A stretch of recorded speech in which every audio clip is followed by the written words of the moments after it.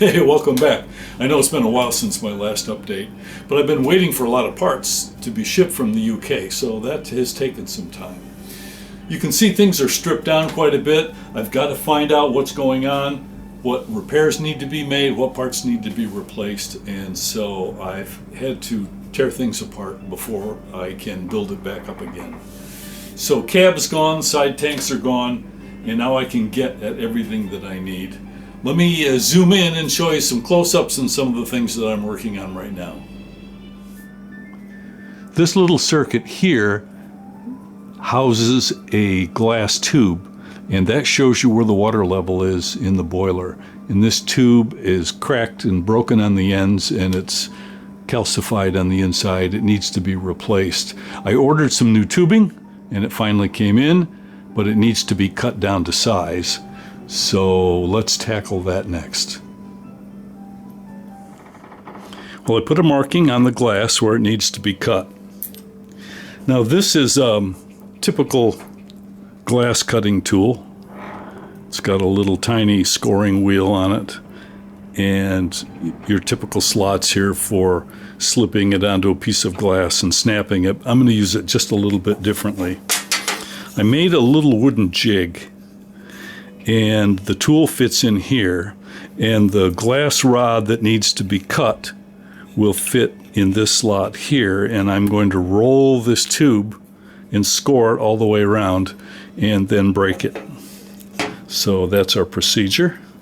Let's see if we can do this without cracking the tube.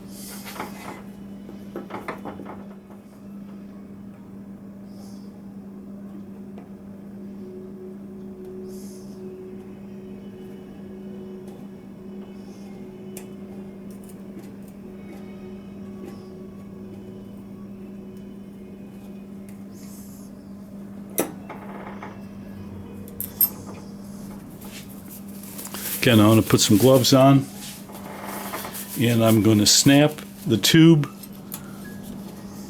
by applying outward and forward pressure. Okay, here we go. There we are. And now let's take a little bit of sandpaper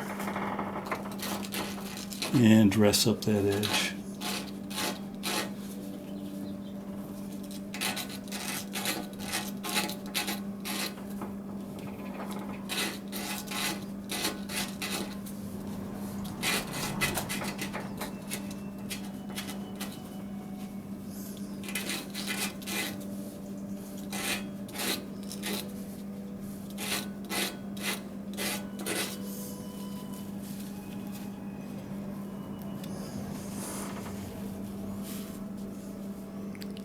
And there we are. Okay, looks like I cut it the right length. Now I have to put the fittings on there and put some gaskets on either end. I made 2 small gaskets out of some tubing. All right, that's in, and we'll have to see if it holds when I pressurize the tank later. Well, temporarily we got the back end put back on. This is the throttle. Here's our forward and reverse, our Johnson bar. In the middle is sort of neutral position, and our pressure gauge. So, but I'm going to have to lift this up because it's sitting on the wheels right now on my little workbench. So I made a rack that I can put on one half at a time. I'll put the back on, and then I'll put the front on and brace this thing up so the wheels will turn. We'll turn on the compressor and see if I can put some compressed air in the boiler and see if the mechanism will run or if it is going to bind up. So this will support the locomotive. Compressed air will come in here, and this front comes off so that I can slip this in underneath the locomotive and then put the front on. So let me do that. I'll pull these screws off.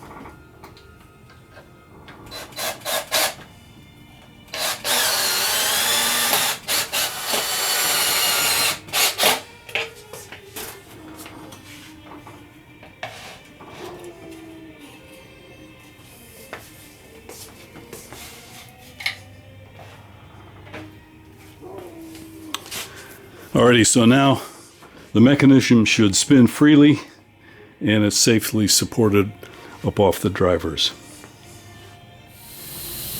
Okay, so I added a little bit of lubrication. Let's see if this thing will turn over and run. Johnson bar forward, and we'll open the throttle.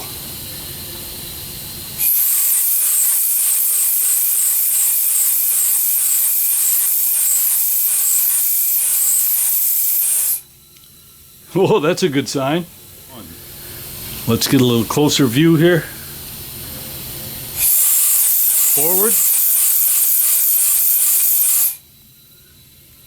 And backward. Reverse.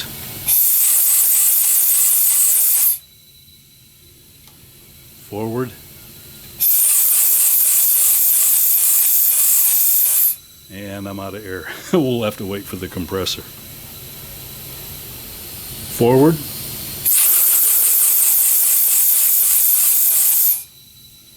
And reverse.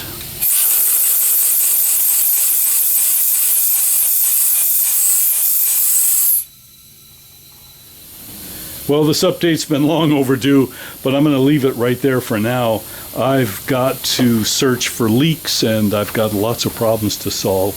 But Phil, if you're watching, Phil is my guardian angel in the UK who's been helping me remote control. Phil, if you're watching, it sounds to me like it seems to be timed okay. Let me know if you think otherwise.